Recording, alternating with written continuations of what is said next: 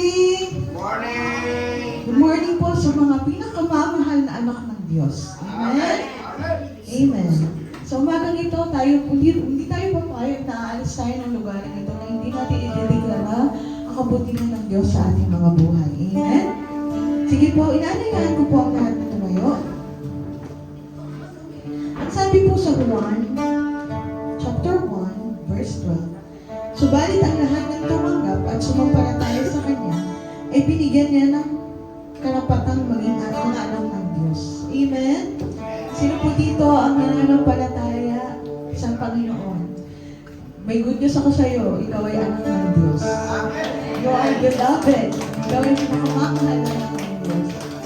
Sila ay naging mga anak ng Diyos, hindi dahil sinilang sila ayon sa kalikasan o kagustuhan o sa kaluluwa ng tao, kundi ayon sa kalooban ng Diyos.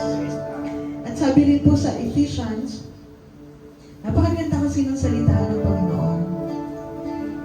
Pinili niya tayo sa Ephesians 1 verse 5. Pinili niya tayo upang maging anak niya sa pamamagitan ni Jesucristo ayon sa kanyang layunin at kalooban. Sa gayon ay purihin ang kalwalhatian ng kanyang kagandaang loob na sagana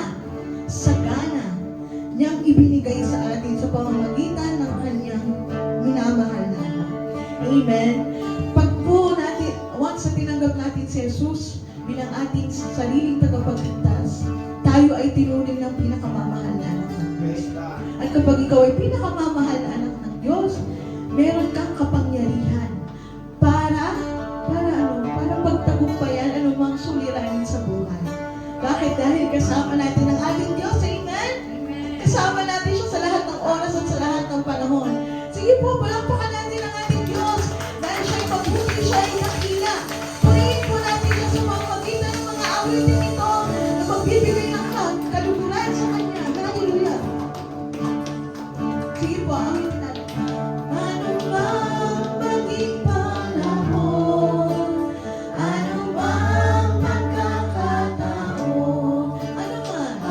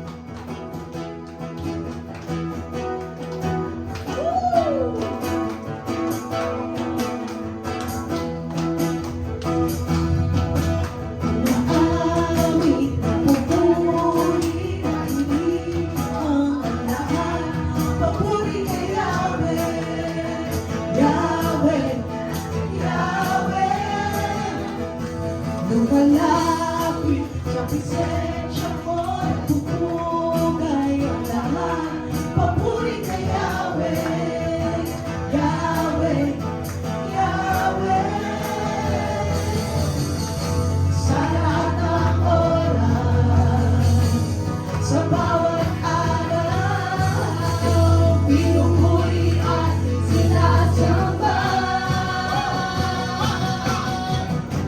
Ikaw ang tunay na Diyos, hari ng mga hari, tapat kailanman, hindi nagbabago. Ikaw ang tunay na Diyos, hari ng mga hari, tapat kailanman, hindi nagbabago. Si Yahweh ang ating Diyos.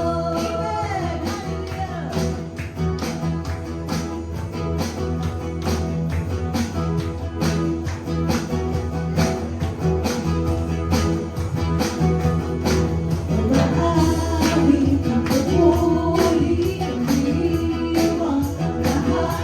Papuri ka Yahweh, Yahweh, Yahweh.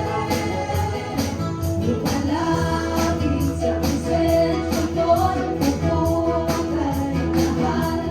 Papuri ka Yahweh, Yahweh, Yahweh. Sa lahat ng oras, sa bawat araw, pinupuri at sinasamba.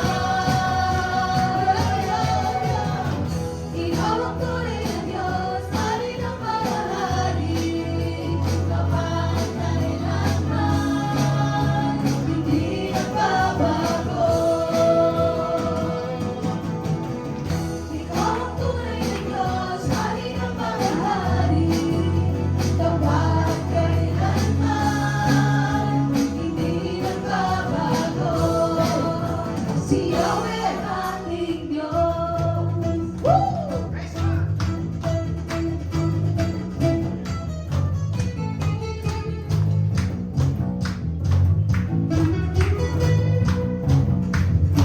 Pagpapala'y bumubuhos na, Yahweh, Yahweh. Sa ngalan niya'y may kagalingan, Yahweh, Yahweh. Sa Kanya'y may tagumpay, Yahweh, Yahweh. Isigaw na lahat ng nilalang, Yahweh, yes Lord, Yahweh. Pagpapala'y bumubuhos na, Yahweh, Yahweh. Sa ngalan niya'y may kagalingan, Yahweh, Yahweh. Sa Kanya'y may tagumpay, Yahweh, Yahweh. Sigaw ng lahat ng nilalang, Yahweh, Yahweh. Ikaw ang tunay na Diyos, hari ng mga hari, tapat kailanman, hindi nagbabago. Ikaw ang tunay na Diyos, hari ng mga hari, tapat kailanman, hindi nagbabago. Si Yahweh ang ating Diyos. Yahweh ang ating Diyos. Yahweh ang ating Diyos. Amen. Hallelujah. Purihin ka, Panginoon. Hallelujah. Oh, patuloy ka namin pinagpupurihin, Panginoon. Sinasamba namin ang iyong kabanal-banalang Panginoon.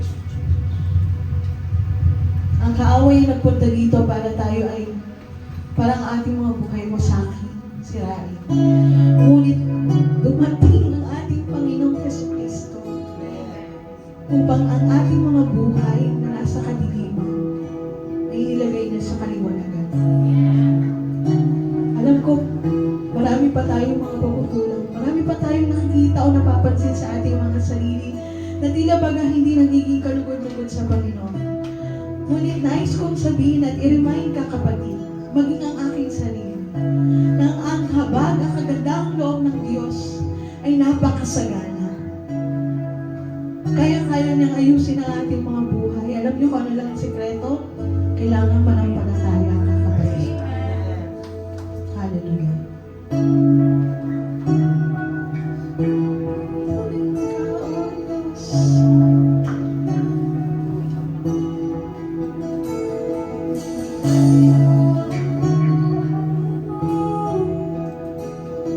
Ika'y ipinako doon sa krus, ko'y binatawan ng iyong awan biyaya. Ikaw ang kayamanan ko, tanging dahilan ng buhay ko, sa Diyos na karapat-dapat, buhay ko'y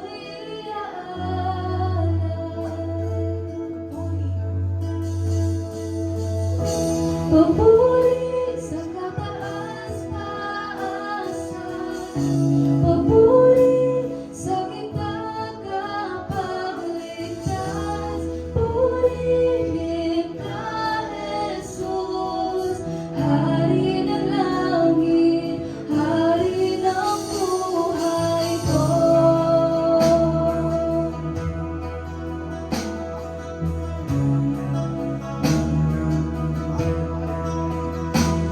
Ang pintuan ng puso ko'y iyong binuksan, dahil hawak mo ang susi sa walang hanggan.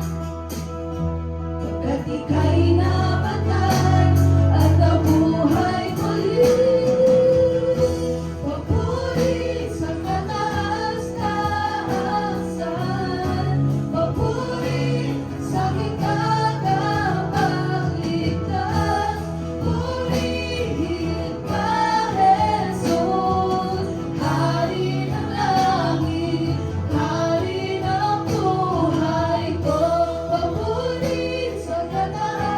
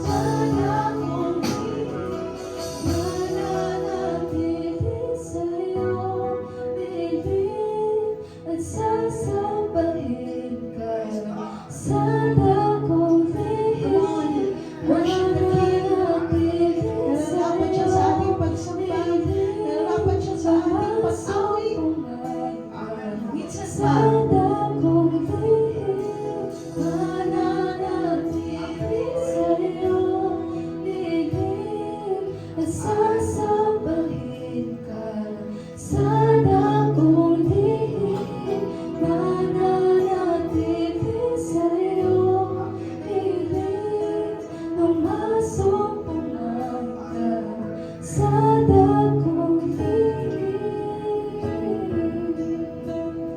Sa Diyos na nakakasiyasat ng aming mga puso, sa Diyos na nakakaalam ng aming mga silent battles, O God, sa Diyos na nakakaalam ng lahat ng bagay. Panginoon, we surrender everything to you, O God. We surrender our situation to you right now, O God. Naniniwala kami sa kapangyarihan ng banal na Espiritu, sa kapangyarihan ng krus ng Kalbaryo sa mga buhay namin, Panginoon.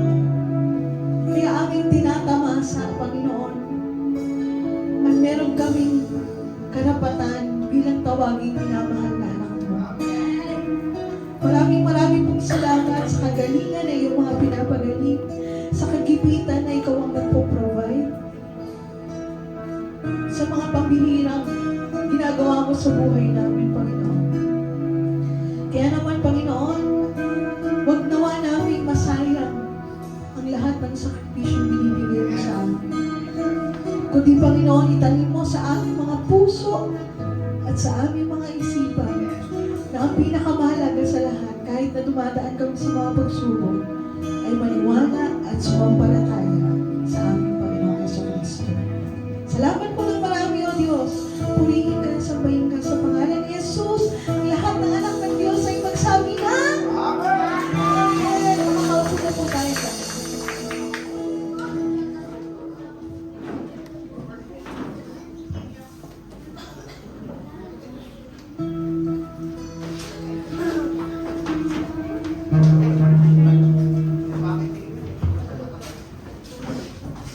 Ayan, praise God.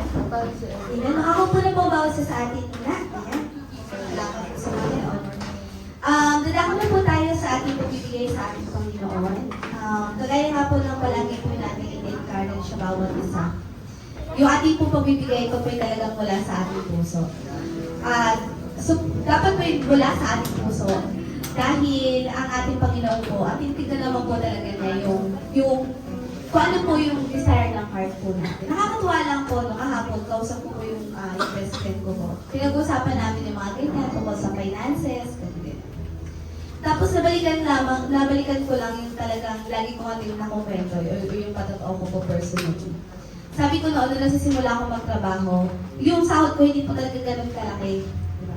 I mean, hindi siya sasapat talaga para makabuhay ng pamilya or something lang. Para sa sarili lang.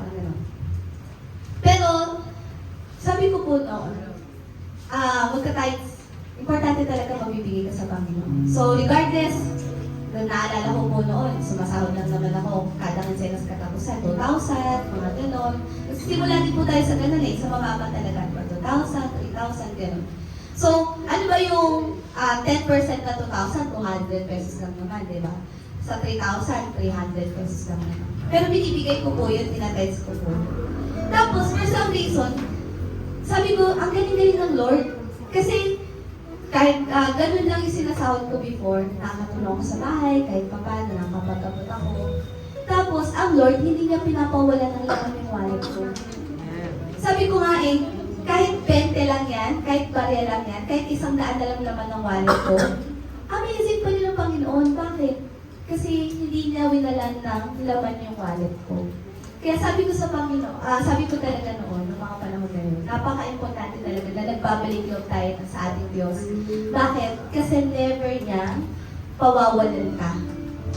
Sa katotohanan ng buhay, sabi ng ating Panginoon, hindi mo kailangan mag-worry sa kinabukasan, sabi ng ating Panginoon. Mag-worry ka lang dun sa ngayon. Bakit? Kasi sapat ang ibibigay ng Panginoong pinaya sa iyo sa araw-araw. So, hindi mo pala kailangang isipin na, kasi nung nagtatrabaho po ako, makati pa, Lord, paano paano yung pamasahe ko papuntang office?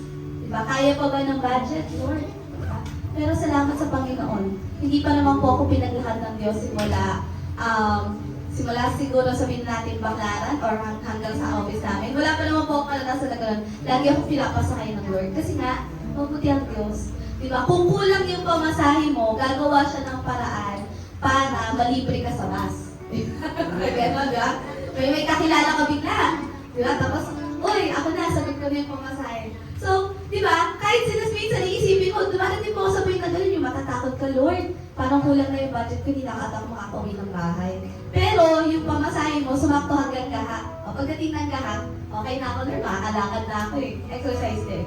Di ba? So, salamat sa Panginoon. Ganun po ang Lord. At kinabukasan, solve na ulit. Si Lord na ulit yung bahalang mag-provide ng pangailangan mo. Kaya po sa araw na ito, no, po may encourage yung bawat isa. Ito po yung, sa karanasan ko po, alam ko pong iba ang ibibigay na karanasan sa inyo pagdating sa, pagdating po sa pagbibigay o pagbabalik ng kaloob sa ating Panginoon. Pero nawa po, sa simpleng pagtutulog ito, may encourage po tayo. Kahit magkano po yan, sabi ko nga po sa inyo, hindi naman po tinitignan ng Panginoon yung amount. Ang tinitignan po ng Lord, yung puso natin na nagbibigay at kung paano tayo nananampalataya sa Kanya na tayo ay Kanyang pagpapalain na naaayon sa ating pangailangan. Kaya po sa umaga po ito, tayo po ay magbigay, pero bago po yun, tayo po muna ay manalangin sa ating Panginoon. Lord, maraming salamat po sa umagang ito na binigay niyo po sa amin. Salamat po sa iyong malwalhatian. Salamat po sa iyong kadakilaan. Panginoon, ito na po ang bahala sa bawat isa sa amin. You know our needs, O Lord. Sabi mo nga yung sa iyong salita, Lord God, hindi lingid sa iyong harapan anuman ang pinagdadaanan ng bawat isa. Hindi lingid sa iyong harapan anuman ang paghihirap ng bawat isa. Lahat ay hayag at lantad sa iyong harapan, O Diyos. And alam po namin, O Diyos, na kahit nga yung numbers ng hair namin, Lord God, bilang mo. Ano pa kaya yung pangangailangan namin? We know, Lord God, you see it. We know, Lord God, you know it. You know our worries, O Lord, in our hearts, Lord God, sa isip namin, sa mga nanay, Panginoon, sa mga kabataan, sa mga tatay, Lord God. Each one of us, Lord God, we have our own worries. Pero sabi mo sa iyong salita, Lord God, your grace is sufficient for us, Lord God. You will bless us according to the richness of your glory, O Lord God. And Lord, we have our faith in you, Lord God. That we know, Panginoon, anuman po yung needs namin, Lord God, emotionally, spiritually, physically, financially, Lord God. Every aspect of our lives, Panginoon, ipagkakaloob mo po sa amin. Dahil ikaw ay sapat, ikaw ay tapat, ikaw ay mabiyaring Diyos, Panginoon. Kaya po sa mga oras na ito, luwalhatiin ka sa mga kamay na magbibigay ngayon ng kanilang kaloob at handog, Panginoon. Hayaan mo na ikaw ang siyang mamuna sa puso namin, Lord God, at sa mga mangyayari pa po sa amin. Maraming salamat po, pulitin sa bahin, sa pangalan ni Jesus. Amen. Magsitayo po tayong lahat at buksan ang ating mga Biblia sa Galatia, Kapitulo 3, talata 15 hanggang 18. Mga kapatid, narito ang isa pang karaniwang halimbawa. Kapag nalagdaan na ang isang kasunduan, hindi na ito mapapawalang saysay ni madaragdagan. Ngayon, nangako ang Diyos kay Abraham at sa kanyang supling.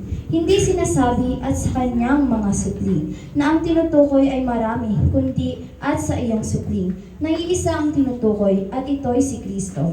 Ito ang ibig kong sabihin, pinagtibay ng Diyos ang isang kasunduan at ipinangako niyang tutuparin ito. Ang kasunduang iyon ay mga pangako ng Diyos at hindi mapapawalang saysay ng kautusan na dumating pagkaraan ng 430 taon. Kung ang pamana ay pinagkaloob dahil sa kautusan, hindi na ito dahil sa pangako. Ngunit ang pamana ay ibinigay ng Diyos kay Abraham bilang katuparan sa kanyang pangako. Makakaupo na po tayo lahat. Okay, good morning! Mag-good morning nga kayo sa isa't isa para masyado kayo seryoso. Ayan, good morning. Alam niyo ang isang nagpapaligaya sa atin at ang isang nagpapasaya sa atin sa katotohanan. Yung malaman mo na ikaw ay anak ng Diyos. Amen ba? O, masaya na tayo doon. Palampakan natin si Lord. Maraming salamat, Panginoon, dahil ako ay anak mo. Pero isa nagpapasaya pa sa atin ng doble-doble, yung sinabi sa atin ng Yada Worship. Hindi lamang tayo anak ng Diyos, kundi minamahal niyang tayong anak. Yan! Palapakan natin muli ang aming Panginoon sa kaniyang pagmamahal sa atin. Hindi lamang bilang anak ng Diyos, kundi minamahal niyang anak. ng Diyos. Ito po yung pang-anim na serye na po natin sa aklat po ng Galatia. So isa-isahin po ulit natin na una, ang mabuting balita po yung nag-iisa, walang iba kundi ang ating Panginoong Hesus. At ang Panginoong Jesucristo ito ay personal nating iniuugnay sa atin, kaya may kanya-kanya po tayong karanasan ng pagtanggap sa Kanya. Pero sa panahon ng ating pong pagkilala sa Kanya, hindi po natin ito sinasarili, gusto po natin itong ikwento, sabihin sa ating mga mahal sa buhay. Kaya kung mahal natin sila, gusto rin natin sila makakilala sa Panginoon. Ayaw natin tayo lang. Gusto natin sila man ay makakilala sa Panginoon. Amen po ba? Yes. Pero sa pagpapakilala natin sa Kanya, dapat may maganda tayong patotoo. Kasi hindi magiging kapani-paniwala yung sinasabi natin kung hindi tayo may magandang patotoo sa kanila. At sa panahon ng ating pong pagtatalakay at sa panahon ng ating pamumuhay, bilang mga anak na minamahal ng Diyos na nasa liwanag na, inalisa tayo sa kagiliman, never, never, never na gusto natin bumalik ulit sa dating buhay. Kaya ayaw nating masabihan tayo ay hangal o hindi natututo. Diba? At yung pong pagkakasundo ng Diyos na ginawa niya sa atin, yung po ay kanyang pinagtibay. Nakakatuwa si Apostol Pablo sa kanyang paraan ng pagsusulat. Hindi lamang niya ini-introduce o ipinapakilala ang Panginoong Jesucristo. Gusto pa niyang sabihin sa atin, patutunayan ko sa inyo na yung kasunduan ng Diyos sa atin ay talagang katotohanan. At yun po yung pag-uusapan natin sa umaga pong ito sa pang-anim na siniserye po natin sa aklat po ng Galatia. So ang ating pong paksa ngayon ay kasunduang mapagkakatiwalaan. Noong mga panahon na yon, hindi ko alam kung meron pa sa panahon ito na nagmamay-ari ng mga rancho. Di ba ang rancho, naroon yung mga baka, naroon yung mga kabayo, naroon yung iba't ibang mga hayop. At ang isang paraan para ito ay maging iyo, yung tinatawag na tatak. Tatak, no? Isang nagbabagang bakal, pagkatapos itatatak doon sa binti o sa baywang ng isang baka o isang kalabaw para masabi na kahit siya ay maligaw ng landas, ibig sabihin napunta sa ibang lugar, basta may tatak, alam nila na ito ay meron ng pagmamayari. Okay? Yun po yung isang kasunduan na naging kumbaga napagtitibay. Okay? Sa pagbili po natin ng mga pagkain, di ba? Sa pagbili natin ng ating mga kinakain, baboy na paninda sa palengke, ganyan. Ang hinahanap natin yung merong pong tatak. Di ba? Ng DTI, merong tatak doon. At nagsasabing ito ay aprobado. Yun, no? Aprobado ito ng dumaan sa pagsusuri. So yung mga ganong uri, nakapagbibigay sa atin ng kapanatagan. Ganon din po kapag tayo po ay merong gustong panghawakan, halimbawa sa ating pong kasal, ang natin pinanghahawakan dyan, Certificate of Marriage, dating marriage contract. Sa panahon ng hinihingi ang iyong kapanganakan, ang ating pinanghahawakan dyan, yung Certificate of Birth, di ba? Na ikaw ay ipinanganak, nakalagay doon yung mga pangalan mo. Sa panahon naman na ikaw ay nakapasa sa mga exams o kaya bar exam, whatever exam, hanggat hindi nakikita yung pangalan mo, agam-agam ka. Pero pag nakita mo na yung pangalan mo na nakalista, ibig sabihin, sigurado ka na ikay kasama sa ikay pasa. Diba? Yun po yung ating nagbibigay ng kapanatagan. So ito po yung mga pamamaraan dito sa lupa sa paraan ng pagkakasundo. Ito ang problema. Iba ang kasunduan kahit nakataka na, kahit meron ng pinapatunayan, kahit meron ng pagkagusto ka talagang lukuhin o gusto ko talagang papag-alinlanganin, ang tao talaga hindi mo talaga mapapangawakan. Ang katotohanan, ang tao ay nasisira sa kanyang kasunduan. Okay? Nasisira ang tao sa kanyang kasunduan. Alam niyo ba yon? Mahirap pang hawakan yung salita ng tao. Diba? Yung sinabi niyang oo ngayon, bukas hindi na. Diba? Yung sinabi niya magbabayad ako, ngayon, kinabukasan magbabago. So, dyan tayo nahihirapan pagdating sa kasunduan ng tao. Pangalawa, hindi natin mapangahawakan ang salita ng tao. Hindi natin mapangahawakan, okay? Ang tao ay nasisira sa kasunduan. Pangalawa, hindi natin mapangahawakan ang salita. At ang pangatlo, madalas pa itong pinagmumulan ng hindi pagkakaunawaan. Tao yan. Tao ikaw, tao ako. Marami tayong mga excuses at meron tayong mga salita na talagang hindi natin mapapanghawakan. Bakit nga ba nagkakaganon? 2 Timoteo, Kapitulo 3, 3, talatang 1-5. Basahin nga po natin, mga anak na minamahal ng Diyos. Dapat mong malaman na sa mga huling araw ay darating ang mga panahon ng kaguluhan.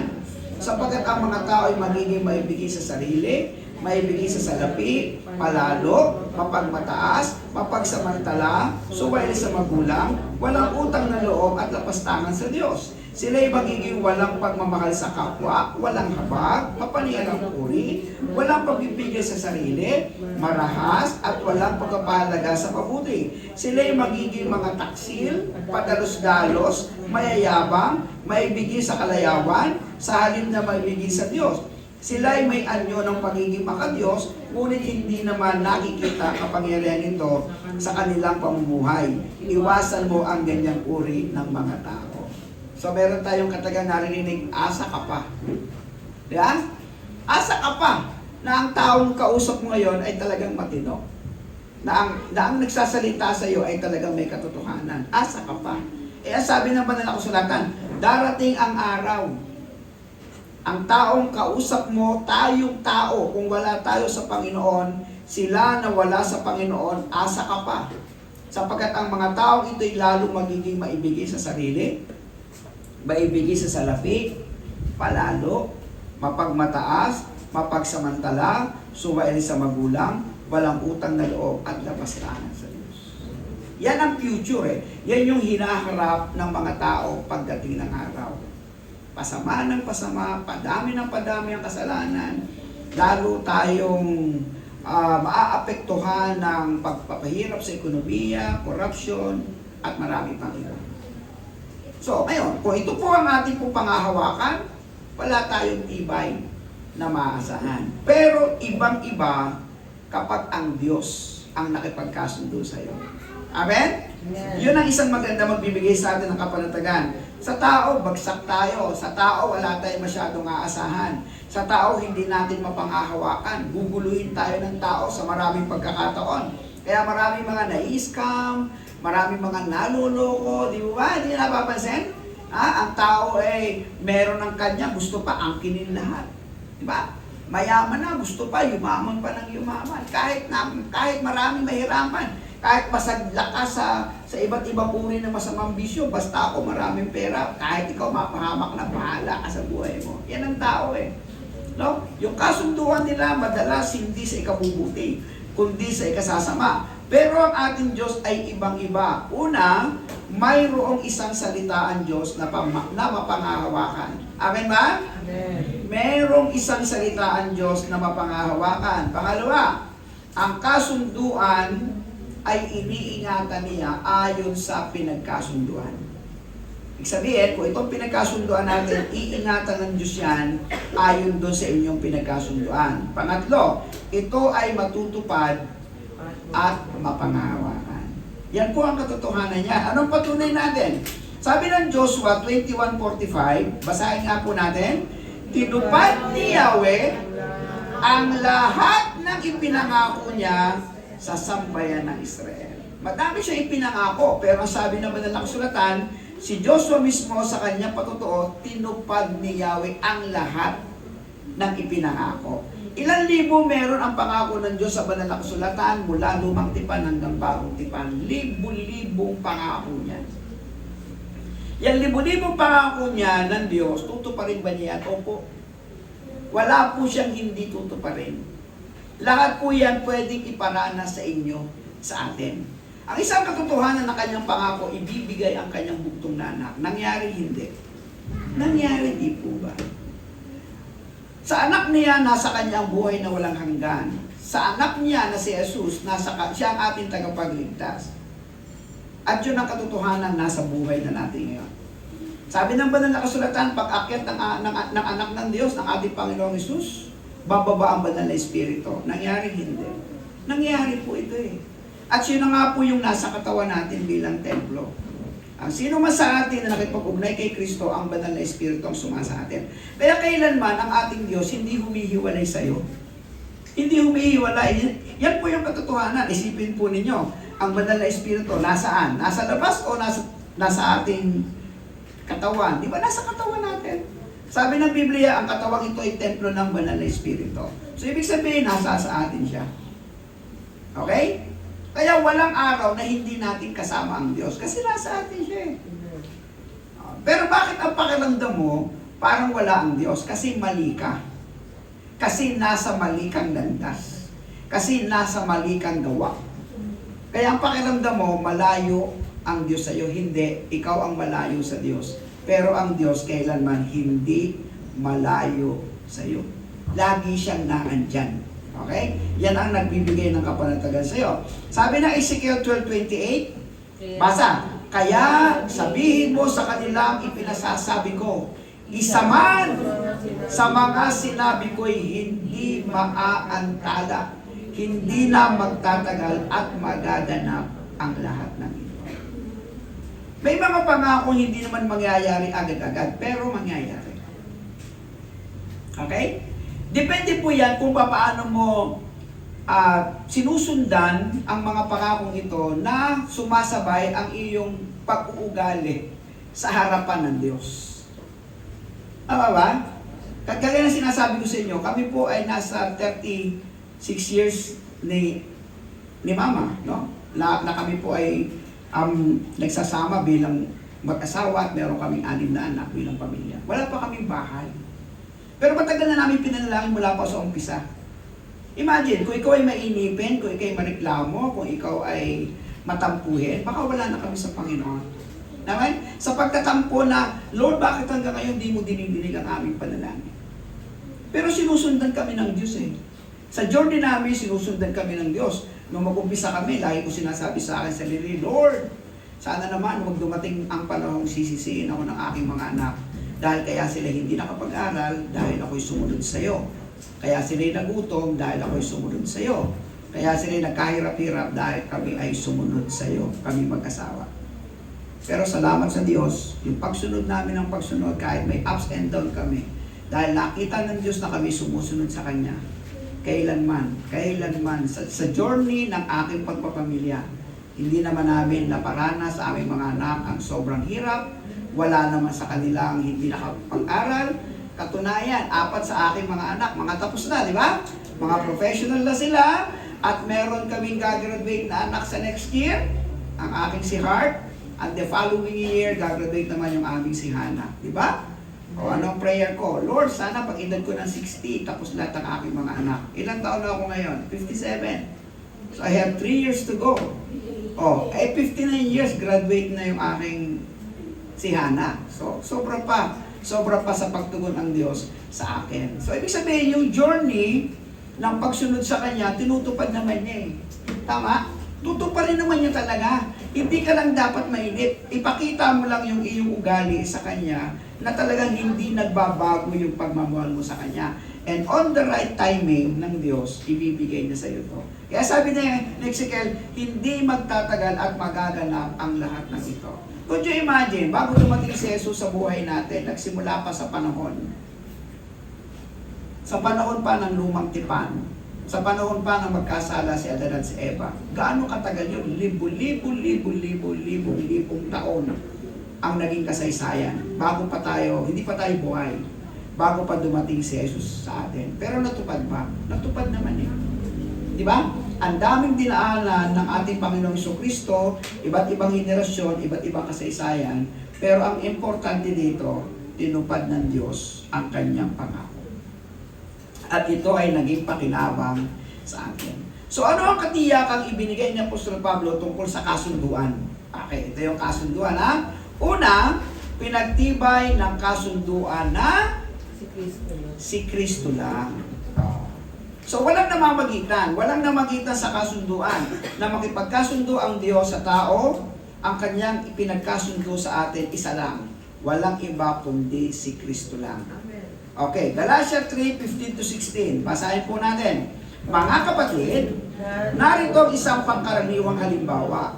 Kapag nalagdaan na ang isang kasunduan, hindi na ito mapapawalang saysay, hindi ito madaragdagan.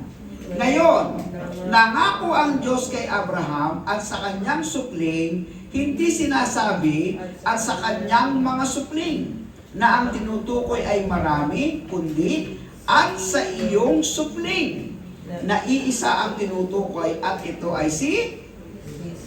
meron bang iba na ipinangako ayon sa kasunduan? Wala. Si Kristo lang. Kaya kapag ka meron pong turo sa kapaligiran, sa paligid, sa eskwelahan, sa trabaho ninyo, saan man kayo makarating, na nagsasabing maliban kay Kristo, meron pang ibang tagapagligtas, hindi na po ito tamang katuruan. Kaya lagi ko po sinasabi sa inyo, wag na po kayong maguluhan, wag po kayong malito, kahit kailanman, iisa po ang ating tagapagligtas, ang Panginoong Jesus lang. Okay? Hindi po tayo maliligtas sa gawa, hindi tayo maliligtas sa kayamanan, hindi tayo maliligtas sa sobrang sipag nating sumimba, hindi tayo maliligtas sa sobrang laki nating magbigay, wala dyan ang kaligtasan.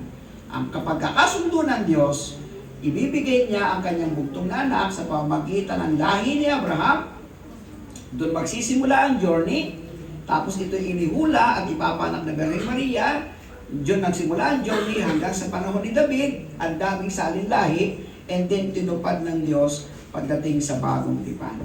Okay? At wala nang iba maliban kay Kristo. Okay? Kasunduan ito mula pa sa pagkakahula sa lumang tipan, pero tinupad. Hindi na ito kayang baguhin ng sino man. Eh, di ba yun ang sabi? Ang nalagdaan na, hindi na pwedeng dagdagan at hindi na pwedeng bawasan. Kaya napakahalaga po ng perma, no? Napakahalaga po na. Kapag ikaw ay maghahais sa korte ng mga ebidensya, ng mga sulat-sulat, mga ganyan, meron silang tinatawag na sworn statement. Yung sinumpa ang mga salaysay. Pagkatapos pipirmahan. At pag pinirmahan mo na yon, yun na yon. Hindi yung pwedeng baguhin, hindi yung pwedeng dagdagan. So yung kasunduan ng Diyos kay Abraham na sa kanyang lahi magmumula, ito ang ating Panginoong Jesucristo ito, na tinupad niya ay hindi niya ipinangako o ipinagkasundo sa marami. Ipinagkasundo niya ito sa iisa lang. At walang iba, kundi si Kristo lang at wala nang iba. Okay? So yun po yung naging kasunduan. Pinagtibay po ito, itong kasunduan ito na si Kristo lang. Pangalawa, hindi lang ito pinagtibay ng kasunduan na si Kristo lang, pinagtibay na ito ay tutuparin. Di ba? Pinagtibay na ito tutuparin. Galatia 3:17-18. Basa.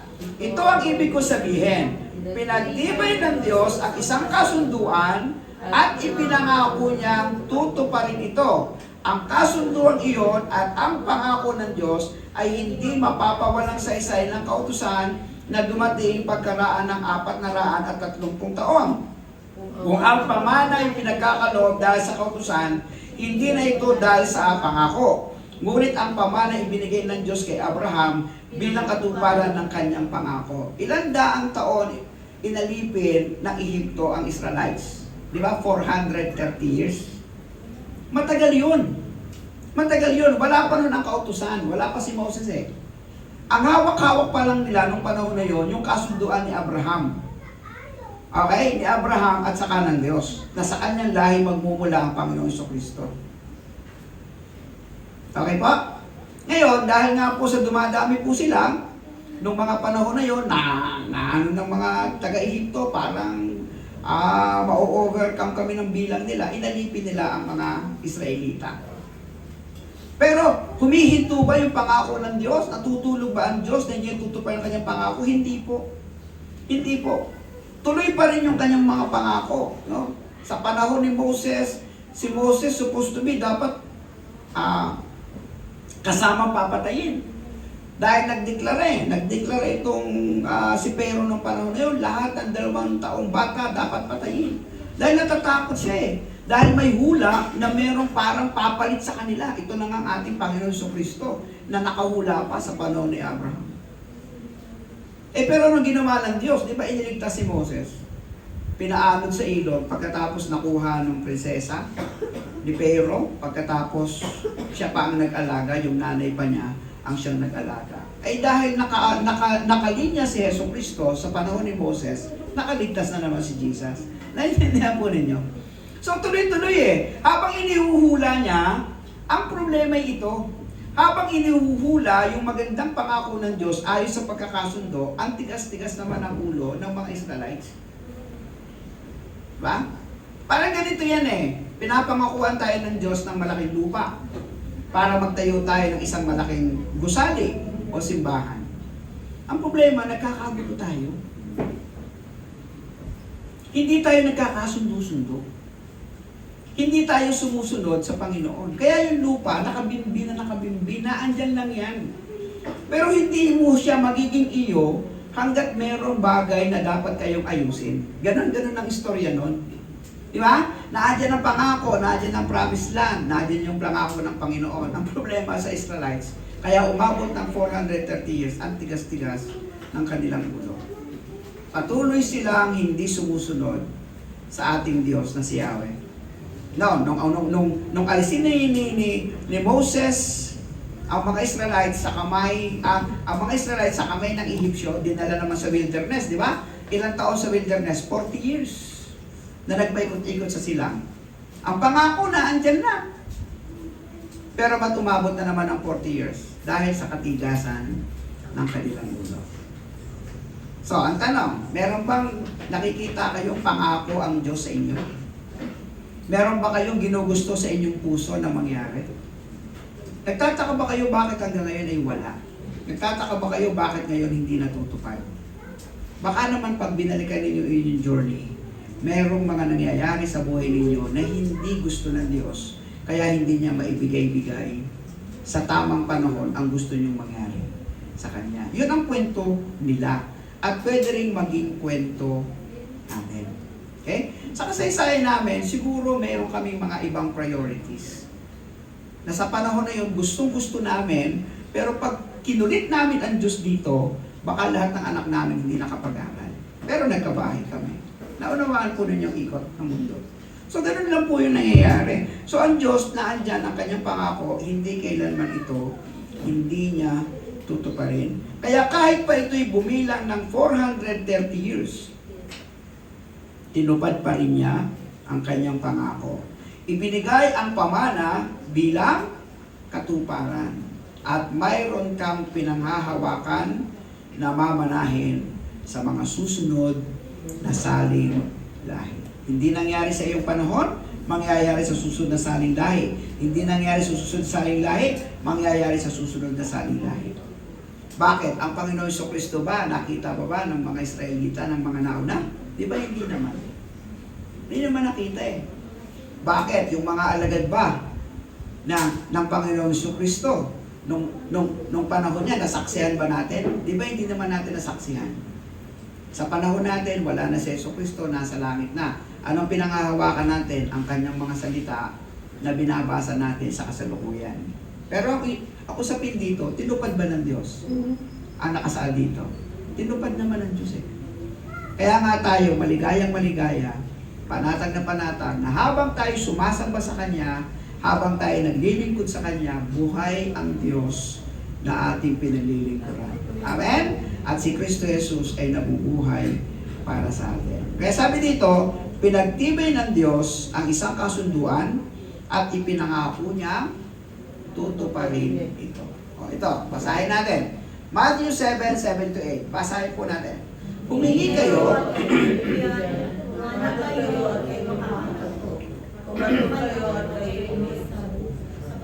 bawat humihingi ay tatanggap, at ang bawat humahanap ay makakatagpo, at ang bawat kumakatok ay pagbubuksan.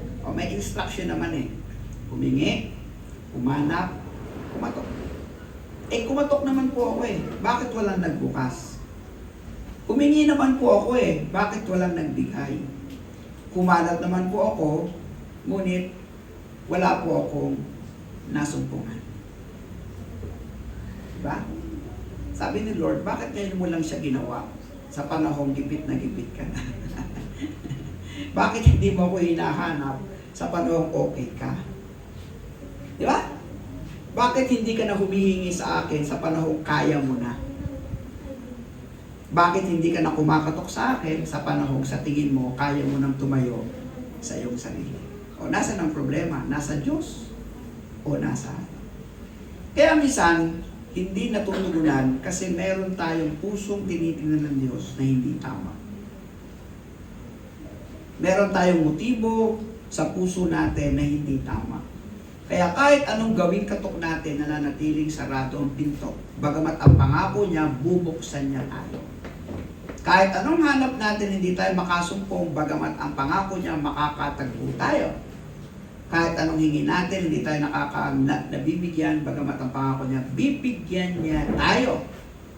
Kasi tulad ng mga Israelita nung panahon na yon, umabot ng 430 years, umabot ng 40 years, umabot ng 70 years sa paulit-ulit at paulit-ulit at paulit-ulit na hindi pagkatuto sa simpleng utos ng Diyos. Sumunod ka, pagpapalain kita. Sumuway ka, susumpain ka. Di ba? Ay ang tao, likas sa kanya, ang madalas na pagsuway, likas sa kanya, ang madalas na pagkukulang. Kaya, kung may tinatanggap mang biyaya at pagpapala, awa ng Diyos. Hindi po talagang pagpapala. Matthew 6:33. Basahin po natin. Ngunit higit sa lahat, ay bigyang halaga ninyo ang kaharian ng Diyos at ang pamumuhay ng ayon sa kanyang kalooban. At ibibigay niya ang lahat. Sinabi bang ibibigay ang ilan? Hindi naman eh. Ang sabi, ibibigay ang lahat. Kung uunahin mo siya at bibigyan ng halaga. Ganyan na po. Bakit ka umaasa sa isang bagay na alam mong ikaw mismo, malaki ang naging pagkukulang? Hindi ka talaga makakaasa dyan. Kahit sa isang magulang na mayaman, mayaman ang magulang, marami siyang pamana. Malaki ang kayamanang pwedeng ipamana. Ikaw naman ay bastardong anak. Ikaw naman ay hindi masunuring anak. Asa ka pa na kapag naghatian ng pamana, sa iyo ipamamana ang malaki. Hindi ba naunawaan ko niya ibig sabihin? Hindi ako aasa. Kasi alam ko sa akin sarili, ang dami kong pagkukulang. So, ang pinakamaganda, ayusin mo ang buhay mo, sundin mo ang kalooban ng Diyos, sundin mo ang linyang tinatahak ng Diyos, ang pangako ng Diyos ay naandyan lang. Unti-unti ipararana sa iyo ng Diyos ang lahat ng bagay. Nakulang ba ang Diyos araw-araw? Parang hindi naman. Kasi pagising mo naman sa umaga, mayroon namang umaga. Maliwanag naman ang umaga. May araw naman, katulad ngayon, maliwanag kasi umaga, tanghaling tapat. Sa tagal na pamumuhay natin, mamaya sisikat naman ang gabi. Amen? Sa tagal natin, sa araw-araw, humihinga naman tayo. Tama? Nagsasalita naman tayo, nakakakita naman tayo, nakakarinig naman tayo. Sa araw-araw na ginawa ng Diyos, pangakong kailanman tinutupad niya araw-araw sa atin. Diba? Ngayon, meron lang tayong natatanging gusto nating mangyari na sa tingin natin, ang Diyos ay nagpapabaya. Ang Diyos ay madamot, ang Diyos ay hindi totoo. Ikaw lang ang may sabi niyan.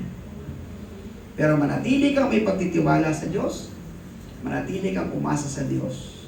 Ang Diyos kailanman ay hindi sisira sa kanyang pangako. Yes. Isang araw, magpapatotoo ka dito at sasabihin mo kung ano ang simple, malaki na ginawa ng Diyos sa buhay. Pangatlo, ang Diyos lang ang nangako at wala nang iba. Alam niyo, ito napakagandang ginawa ng Diyos sa atin. Hindi niya tayo pinakiusap sa iba't ibang tao. Di ba?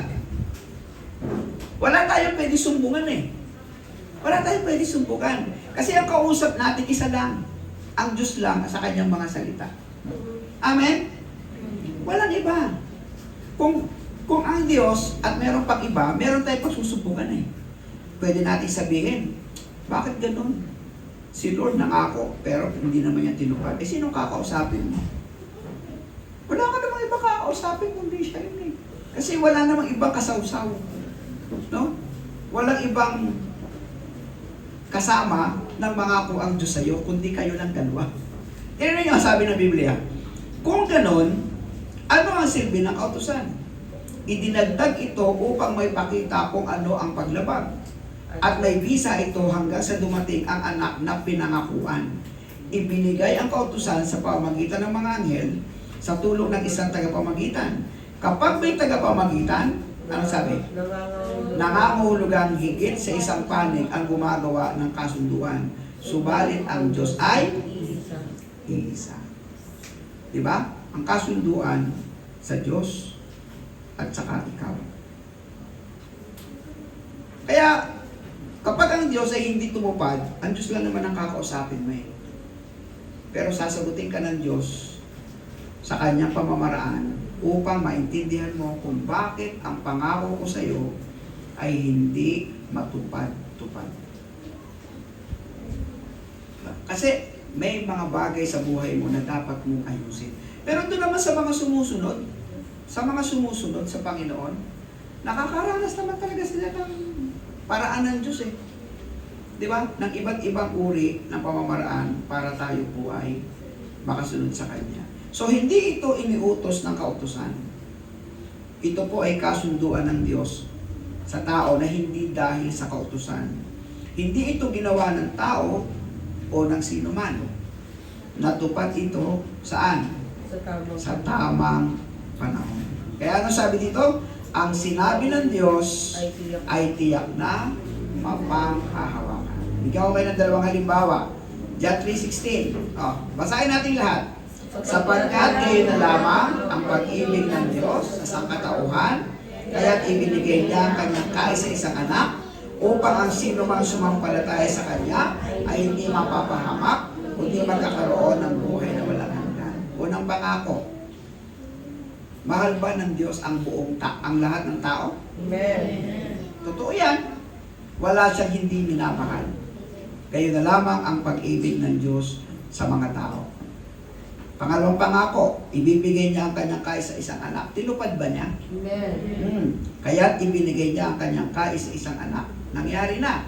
Ang Panginoong Jesucristo, nahirapan na, napako na sa krus, namatay na, nabuhay na mabuli, umakit na sa langit. Tinupad naman niya eh. Ano ang taglay ng Panginoong Hesus? Buhay na walang hanggan. Totoong nasa Kanya? Amen. Nasa Kanya talaga ang buhay na walang hanggan. At kapag tayo nasa Kanya, hindi tayo mapapahamak. O, di meron pa nga akong tinutupad ng Diyos. Kung tinupad ng Diyos ang isang napakalaking pangakong ito, ano pa kaya yung maliliit na bagay? Pagkain, damit, bahay, pera, kalakasan, ang hindi niya tuparin sa atin. Amin ba yan? Ang kinakailangan lang sundan natin ang kanyang kalooban at ang kanyang mga utos na naaayon sa kanyang programa para sa iyo. O isa pa, John 14:6. Basa. Sumagot si Jesus, ako ang daan. Walang makakapunta sa Ama. Paulit-ulit na sinasabi ng banal na kasulatan, walang ibang daan, walang ibang katotohanan, walang ibang buhay para makarating ka sa langit maliban sa Panginoong Jesucristo. Mga anak na minamahal ng Diyos, kasunduang tinupad at mapagkakatiwalaan. Amen? So, palakpakan natin ang napakabuling Diyos sa atin na tumutupad sa kanyang mga pangako. Tayo po ito may lahat at tayo magpasalamat sa Diyos sa kanyang walang sawang pagmamahal sa atin. Tawagan ko ulit ang Yada Worship para sa ating pag-awit.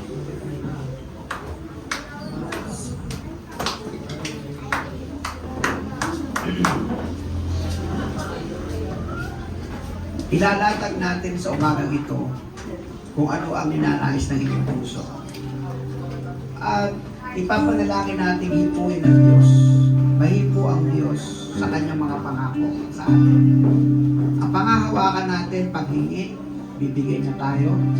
Paghahanap, makakasumpong tayo. Pagkatok, pagbubuksan niya tayo.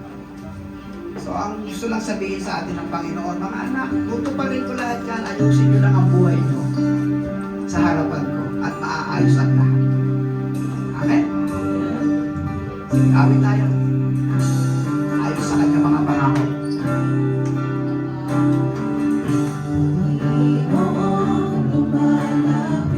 Lapit po tayo.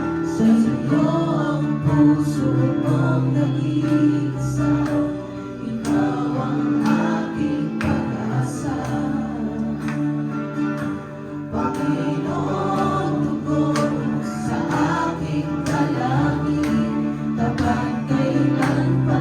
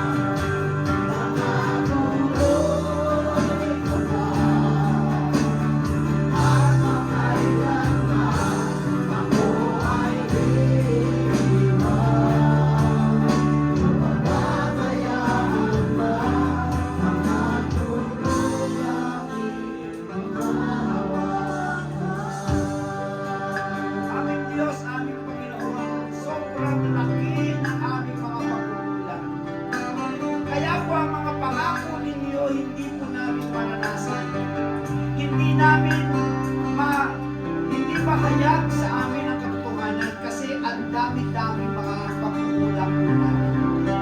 Kung sana po kami ay masunurin, kung sana kami po itutupad lang sa iyong pagnanais, lahat ng iyong pangako ay ipararanas po sa amin. Walang dahilan upang kami problema sa maraming bagay. Nangako kayo ng damit, pagkain, bahay, lahat ng aming pangangailangan ay pwede pong maging masagana para sa amin kung nakakatupad lang kami ng aming pong bahagi na iyo pong iniuutos sa amin. Ngunit sa maraming pagkakataon, inaamin po namin, nagkukulang kami, Panginoon. Kaya naman ngayong umagang ito, sama-sama kami humihingi ng kapatawaran muli. Tulungan niyo po kaming ilinya. Kung kami man po ay naligaw ng landas, ibalik mo kami muli sa tamang landasin. Kung meron po kami mga pangakong binitawan na hindi po namin tinutupad, nagiging dahilan kung bakit nagiging mabigat ang iyong pagtugon sa aming pagkatok, ang iyong pagtugon sa aming paghingi, ang iyong pagtugon sa aming paghahanap.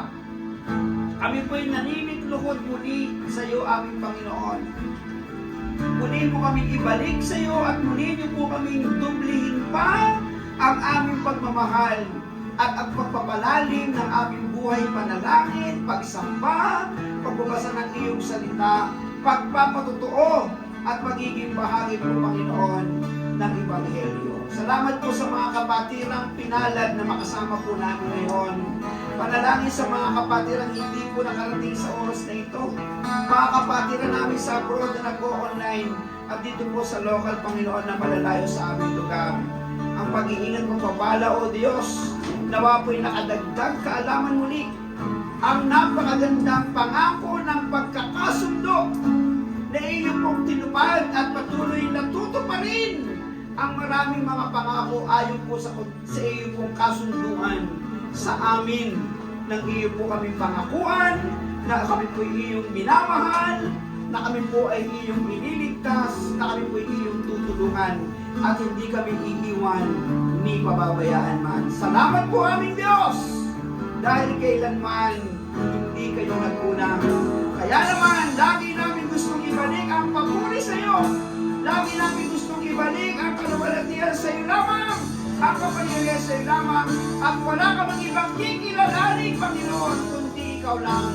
O aming Diyos, mga Panginoon, gumawa ng langit at lupa, na nagkakaloob ng lahat ng bagay sa amin, sa iyong anak na si Jesus Cristo ipinagkaloob, bilang pala sa iyong tagapagligtas, sa banal na Espiritong katibayan ng kaligtasan ng siyang patuloy na maghari at mabay sa amin, mula ngayon at nagpakailanman. Amen and Amen.